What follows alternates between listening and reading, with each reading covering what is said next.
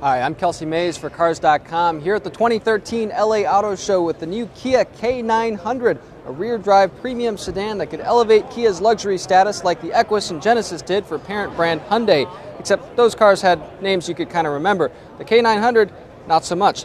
Let's see if it leaves an indelible mark in our memories when we check it out. If the nose looks familiar on the K900, it's because Kia already sort of has this look going in the Cadenza, another large sedan that's front-wheel drive that it sells. Of course, that car has a smaller V6 and a different driveline. The K900 will have a 311 horsepower V6 or a 420 horsepower V8, both team with an 8-speed automatic transmission. That's the most advanced transmission and the most horsepower from any Kia right now on the road in the U.S.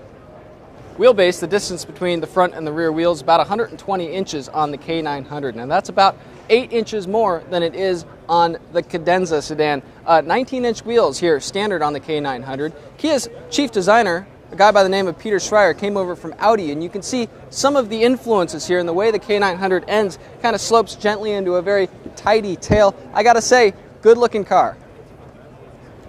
V8 models get adaptive LED headlights. The tailpipes back here, they kind of sit within the bumper. That's something we see in a lot of newer cars these days. Kia says they mimic the shape of the taillights, not the overall shape, but the shape within the taillights here. You can kind of see some of the resemblance.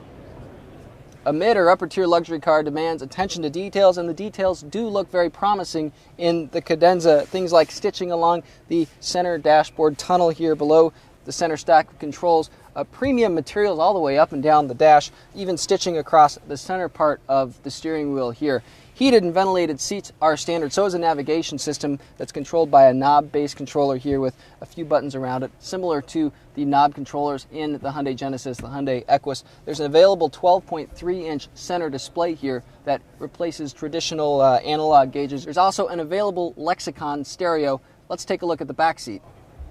Back seat has plenty of legroom here. That's where I'd sit to drive, and I'm 6 feet tall. Good high seating position here, as well as good headroom. Not a combination you always find even in certain large sedans. Standard features for people back here include rear side sunshades here, a power rear sunshade, heated rear seats. The K900 offers a VIP package. That gets you through security faster. It also gets you on the plane faster than Group 1.